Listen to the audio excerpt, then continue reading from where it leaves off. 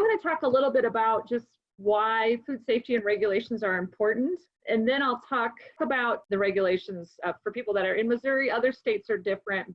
And then I'll talk a little bit about if you do want to sell to grocery stores and wholesale. So basically regulations are kind of grouped into two main categories. If you're selling direct to the consumer, which would be at like a farm stand or a farmer's market, and is really where you can really have a niche, have a little bit of an advantage. So those regulations are generally less strict than regulations if you're selling through a grocery store, because then you as the producer can't see the end consumer anymore, and the end consumer can't see you and can't communicate with you. So those regulations are a little stricter because there's not the same interaction between the consumer and the producer. And then I'll talk a little bit about some resources that are available as well. So, you know, when we think about food safety, and oh, by the way, I'll just say briefly, I grew up on a farm in South Dakota. You know, we had corn and soybeans and beef cattle and sheep and so on. And I worked with a lot of farmers, so I know that, you know, most farmers are not trying to sell unsafe products, but you know, it's just kind of a reminder of certain things that we need to do to keep the product as safe as possible. We just would never want anybody to get sick from the food that we're producing, because it obviously is a bad reputation, and it's, you know, there's a liability issues and so on. Like, again, the previous speaker talked about the importance of having liability insurance is very important. You know, if there ever was an issue, unfortunately, it's really hard to trace back, you know, if it was you or not that caused, you know, the person to get sick.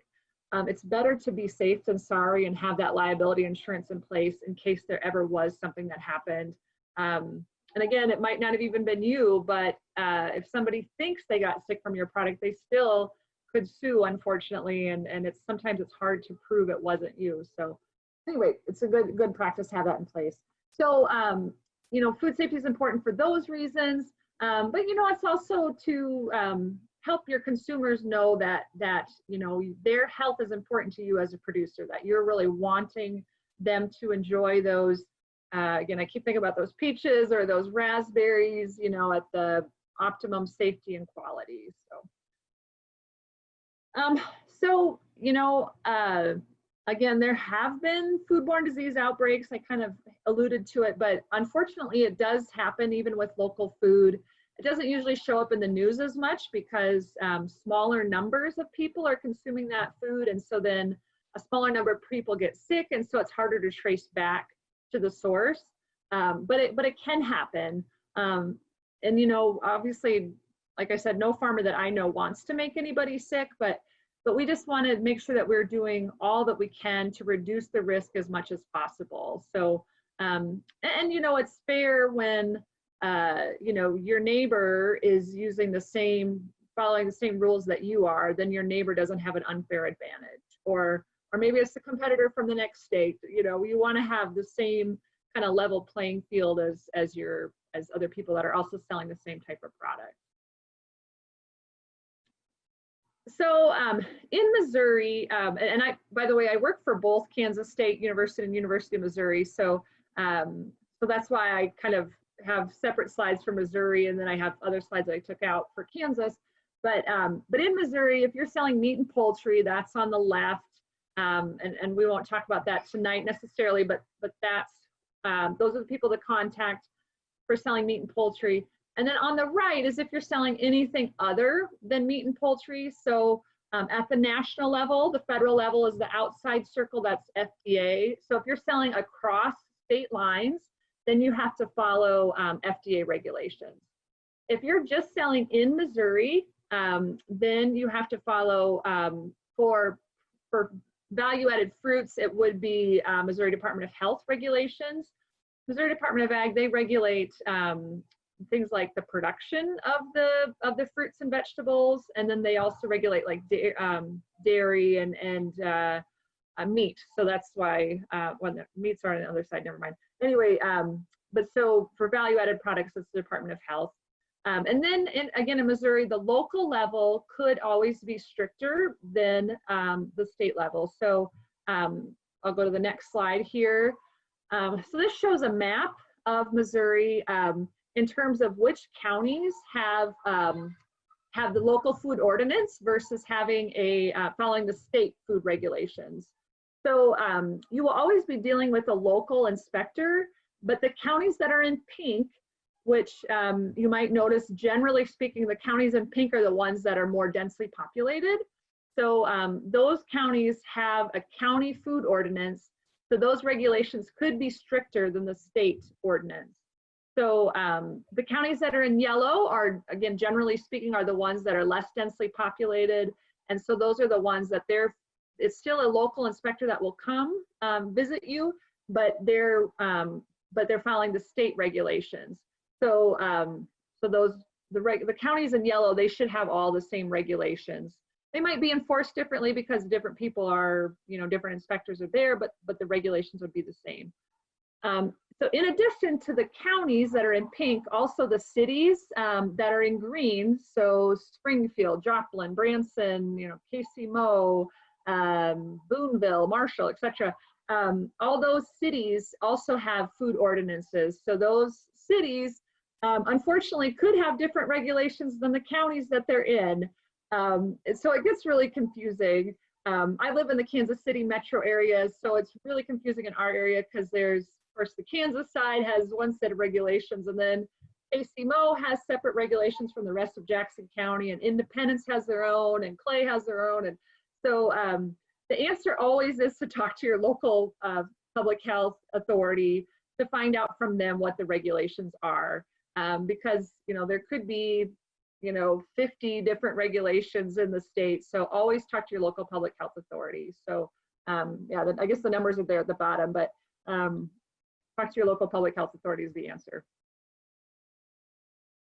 So I'm going to be sharing with you what this, so even though I just talked about, you always talk to the local public health authority, local public health regulations cannot be less strict than the state regulations. They can be more strict, but they can't be less strict. So these Missouri level, the state level regulations are always going to be the baseline. And then again, they could be stricter, in each county. But so I'm going to be talking about what the Missouri regulations are, so you know that this is at least what you'll have to do, and it might be more different based on your county. But this is the baseline that everybody has to follow, at least this much. So so if you're selling, again, I already mentioned this, it's through the Department of Health and Senior Services that will be regulating things like value-added fruit products. So if you're doing retail foods, like direct to consumers, then you follow the Missouri Food Code. If you're selling like to a grocery store, then it's the food processing regulations. So it's a different, again, like I mentioned before, the regulations are a little bit different. So, and the website of the Missouri Department of Health regulations is down there at the bottom, so you could take a look at that. Oops, I went the wrong way. So MU Extension developed a fact sheet to talk about selling canned foods in Missouri. So, a lot of value-added fruit products would be included in canned foods. So, jams and jellies and sauces, which, we saw a lot of pictures of those things. Those would come under canned foods. And then this fact sheet here, again, the URL is listed there. It's available from our MU Extension website that talks about the regulations for selling these canned products, and then gives a little bit more information on why is pH important, and just provides a little bit of background of why we have these regulations in place.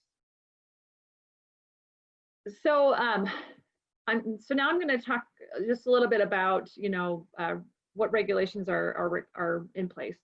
So this is just to kind of help differentiate a little bit between state and local. And again, if you hear, oh, your friend in one county says, oh, I need to have a food handler certificate to be able to process my products and sell it. And you say, what? I haven't heard of that before. Their county, their local health agency might have that requirement, and it may or may not be in your county as well. So food handler certificates, some counties require it, some don't. So you have to check with your county.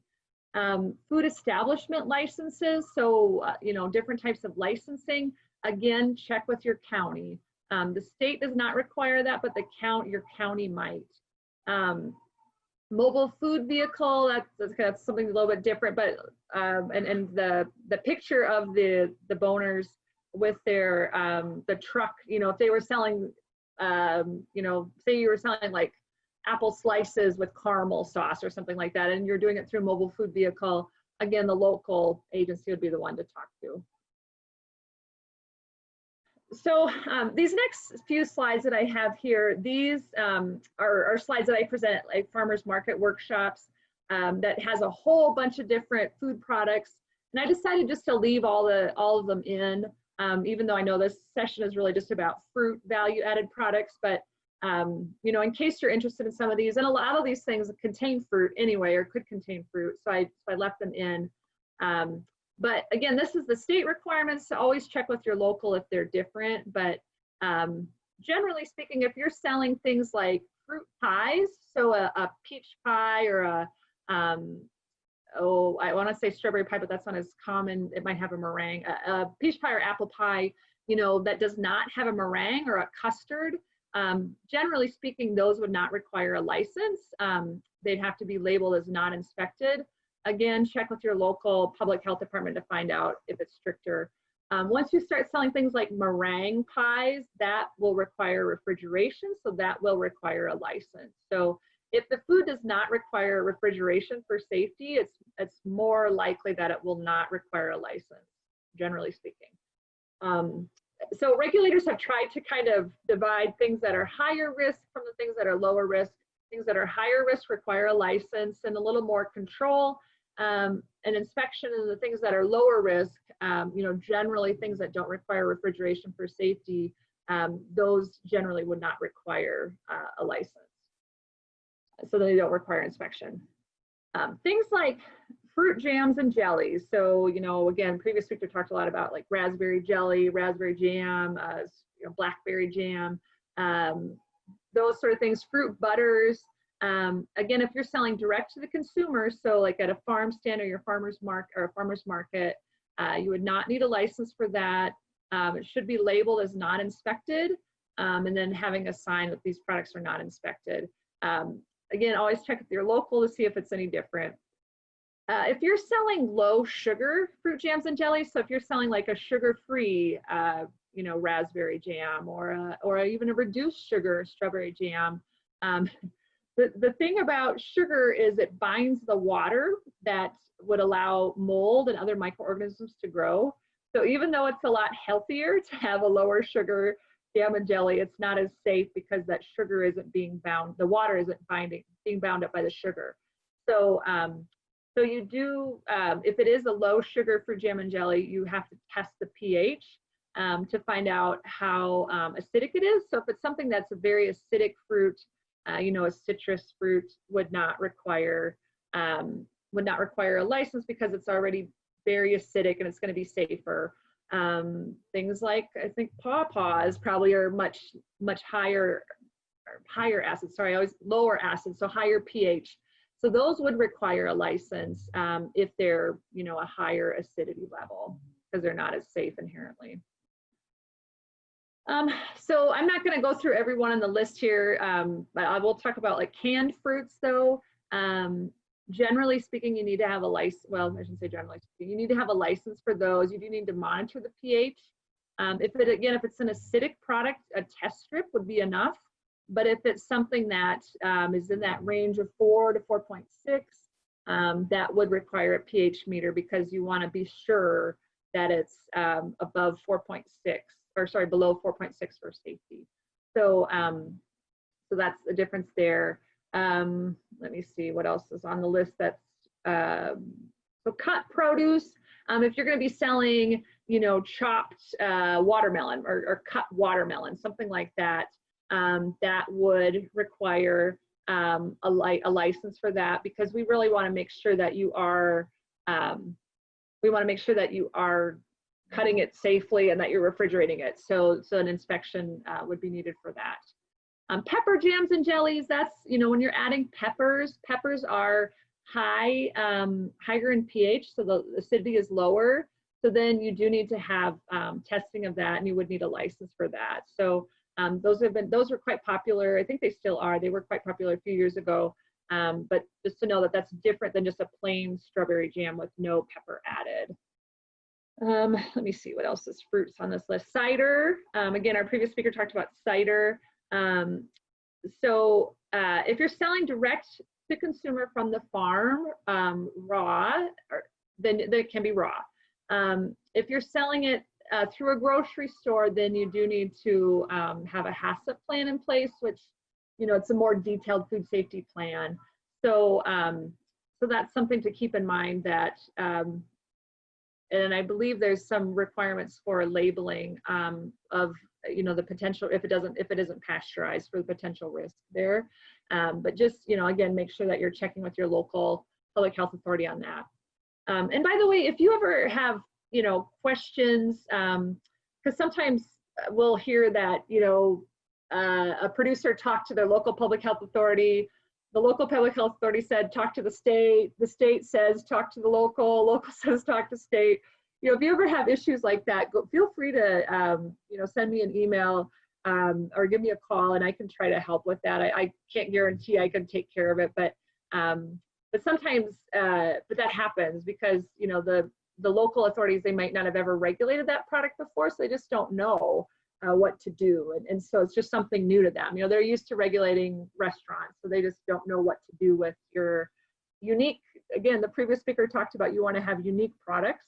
They might not have ever regulated that before, so they don't know what to do. So, we can try to help with that if needed. So I already mentioned, like, cream pies, meringue pies. Again, a license is required for those things. So if you're making a beautiful strawberry meringue or lemon meringue, you need to have a license for that. Let me see. Fresh whole produce, again, that's a separate set of regulations that Patrick does lots of trainings on those too. I'll just say microgreens, those are different. I know this is fruit, but microgreens are different than sprouts. So microgreens are considered with fresh whole produce generally. Always check with your local public health authority though, of course. Let me see. I think there's really, the only thing on here would be prepared foods. So if you're selling things like, if you're at a county fair and you're selling cut watermelon for people to eat at the fair, that would be considered under prepared foods. And then you would have to have hand washing facility. You have to have, if you're cutting, you need to have somewhere to wash your cutting board and your knife. That sort of thing would be required. So all those things that I just talked about were for selling direct to consumer. So that's at a farmer's market or through a farm stand or a CSA. Those are all considered direct to consumer because you as a producer can see the consumer and the consumer can see you. But if you're selling through a grocery store or wholesaler, licensing is generally required for all products, other than if you're selling fresh, uncut fruits, vegetables, and herbs. That would not require a license, but any other product, so a canned jam or jelly, that would require a license if you're selling it to a grocery store or through a wholesaler. So some of the things that are required if you do need to have a license, which means that you'll need to be inspected, you have to be able to do that in a facility that's what, we'll call it an inspectable facility. And sometimes people will say a commercial kitchen, that's, it has to meet the requirements for inspection. So another thing I'll mention too is, we don't like to use the term like a certified kitchen because the license is tied to a particular person making a particular product in a particular place. So the kitchen might be licensed to do, something simple like baking, baking a meringue pie. But that same kitchen might not be acceptable for making salsa with, fruits or whatever in it. So it depends on what product you're making. So we don't want to just say, oh, that's a certified kitchen, it's fine. That means that kitchen has passed inspection and it was okay for that particular product, but we need to make sure that kitchen is okay for the product that you're making. Another point I'll make too is that so you can use a kitchen in your home, but it can't be your normal, your regular home kitchen that you use just for your family's use. Like it could be in a basement or a garage or something, as long as it meets these inspection requirements. So, I can't remember if I have slides on this later or not, but I will say too that, you know, you can use incubator type kitchen or a shared use kitchen, or you could maybe check with a local restaurant and see if they'll let you use their space, or maybe you can check with your church, or like the Senior Citizen Center, you know, maybe they have a kitchen that would meet inspection requirements and you can use that. Or again, the previous speaker talked about, you know, using a private label manufacturer. Sometimes we call them co-packers as well. So you could find, you know, somebody else that already has the equipment you could process there too. So then you can kind of concentrate on what you're good at and what you enjoy doing, and let somebody else do the parts that are maybe, you know, not as enjoyable for you. Because yeah, making gallons and gallons of jam or jelly, you know, it might be enjoyable when it's like a few gallons, but when it's multiple, it's maybe not as enjoyable anymore. So anyway, that's something good to think about. So the big thing is, it's like I keep talking about, you have to meet the inspection requirements. You have to have smooth, easily cleanable, that's the key really, easily cleanable floors, walls, ceilings. So, you know, it doesn't always have to be something fancy, but just so it's easy to clean is important. Safe and adequate water supply. You have to have potable water, you know, so you have to get the water tested to be sure that it's safe, that it would have zero coliform, zero generic E. coli per 100 ml sample. And by the way, if you're using the same water for your produce growing as you are for and your produce washing as you are for your processing, then we can do that testing for free through a grant that we have from USDA, that MU Extension and K-State Extension have through USDA. So just wanted to mention that. You have to have sanitary wastewater disposal. So for any of your, the wastewater that's being produced, you can't just let it, you know, run outside. It has to be in a sanitary, disposed in a sanitary manner. You have to have, you know, a means of washing and sanitizing. You know, it can be a 3-bay sink. You could also potentially use 3 dish pans. You know, it depends on what type of equipment you're going to be washing. If you're going to be washing huge pots, you have to have a sink that's big enough to wash huge pots, but you have to make sure you have that. Need a separate sink for hand washing because, you know, we don't want to be washing our hands. You know, I'm trying to think of a good example. After you use the bathroom, you want to use the sink in the bathroom anyway, but, you know, if you need to change a diaper, you want to use the sink in the bathroom. But we want to make sure that people are not getting, you know, whatever was on their hands onto the pots and pans that you're washing in the ware washing sink. Temperature control, that's, you know, just you have to have, if you need to refrigerate, you have to be able to keep it below 41. You have to be able to keep, if hot things, you need to have to keep it hot enough. Labeling, again, the previous speaker talked about this a little bit too. Excuse me. So an MU Extension has a fact sheet on this. I'll show you in a minute, but you need to have just the name of the product. You know, what is this? Who's responsible for it? So again, like, again, the previous speaker mentioned this. So if somebody else is packing for you, it would have to say packed for, you know, Nwadike Farms or whatever. But if I produced it myself, if I processed it, then I can say, you know, packed by, or I can just say my name on it. But if I had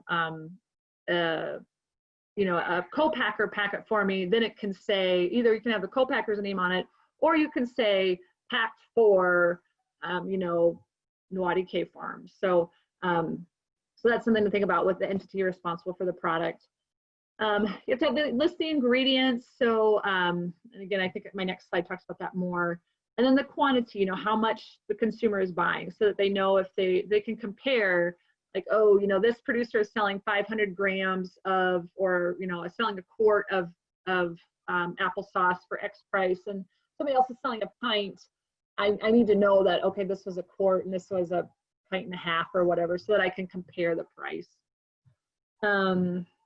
Okay, guys, so here's the ingredient list. Allergens have to be listed. That's a regulation. Again, our previous speaker talked about, you know, a lot of people have allergy issues. So we do have to list them. Either you can do it either way.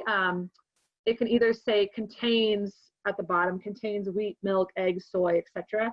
Or you can just have it in the ingredient listing. So it can say wheat flour, milk after whey there, for example. So you have to do one or the other. Nutrition facts, that's it's not a requirement unless one of these other things is in place. So you know, if you're a large producer selling more than $50,000 of food per year, and actually I might have these numbers mixed up here, I should check those, but if you're a larger producer, it's required. But if you're a small producer just getting started, it's not a requirement. If you are going to make a nutritional or health claim on the label, then you do have to have nutrition facts. So like this, you know, this box of cereal, it says 51% of your daily value of fiber.